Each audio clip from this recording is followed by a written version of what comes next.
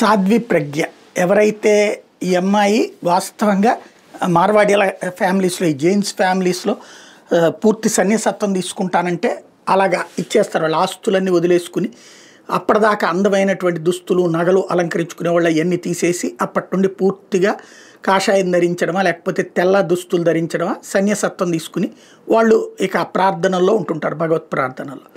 చివరికి ఆ తర్వాత తల్లిదండ్రులైనా సరే వాళ్ళని ఇక బిడ్డగా చూడటానికి వెళ్ళి దండం పెట్టుకోవాల్సిందే. అలాంటి సంప్రదాయం దశాబ్దాలకు కొనసాగుతుంది. అందులో అట్లా వచ్చినటువంటి సాధ్వి ప్రజ్ఞకి సంబంధించినటువంటి అసలు పేరు వేరు, ఠాకూర్ల అమ్మాయి అనమాట. ఆ అమ్మాయి అమ్మేసిన బండిని అడ్డుపెట్టి తన మీదన మాలేగావ్ పేలుళ్ళ కేసు పెట్టడం, ఆ తర్వాతన ఇప్పుడు ఏమీ లేదని కోర్టు కొట్టేయడం అంతా చూసాం. ఇప్పుడు ఆ అమ్మాయి వాస్తవంగా ఎంత దారుణంగా ఏడిపించారంటే ఈ అమ్మాయిని కల్నల్ పురోహిత్ని ఆర్ఎస్ఎస్ చీఫ్ పేరు చెప్పు లేకపోతే బీజేపీ చీఫ్ పేర్లు చెప్పు వాళ్ళు చేయించారని చెప్పమని చెప్పేసి, అంటే ఉగ్రవాదానికి మతం లేదు అని చెప్పేందుకోసం హిందువులు కూడా ఉగ్రవాదులు అవుతారు అని చెప్పడం కోసం చేసినటువంటి అతిపెద్ద ప్రయత్నం నాడు.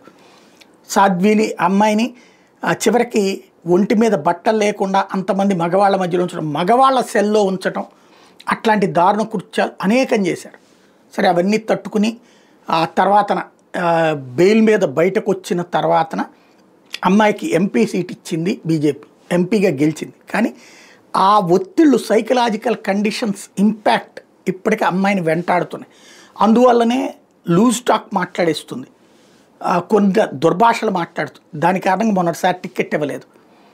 ఇప్పుడు అమ్మాయి పరిస్థితి ఏంటి, ముందు కౌన్సిలింగ్ లాంటివి చేయించాలన్నది ఇప్పుడు తేలాల్సింది వీళ్ళ హరాజ్మెంట్ దెబ్బకి.